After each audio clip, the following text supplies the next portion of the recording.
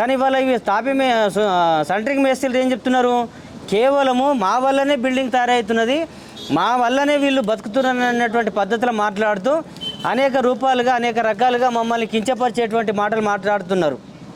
మేమేమంటున్నాం, మా ఆత్మగౌరవాన్ని దెబ్బతీస్తున్నటువంటి వ్యక్తులు ఎవరైతే కాంట్రాక్ట్ అసోసియేషన్ సంబంధించినటువంటి అధ్యక్ష కార్యదర్శులు దీనికి బేషరతుగా క్షమాపణ చెప్పాలి.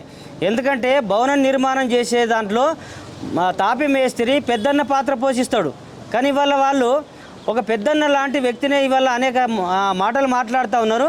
రేపటి నుంచి మేము పనులు బంద్ పెడుతున్నాం, రేపు నువ్వు బిల్డింగ్ కట్టి చూపెట్టగలుగుతావా అని అంటే సూచించలేవు. ఏనాడో వెనుకటి కాలం నుంచి కూడా భవన నిర్మాణ కార్మికుడు శ్రమిస్తేనే ఇవాళ భవనాలు నిర్మాణం అవుతున్నాయి. వాళ్ళు ఏమంటారు, అద్దాల మేడలు మేము కడుతున్నాం అంటున్నారు.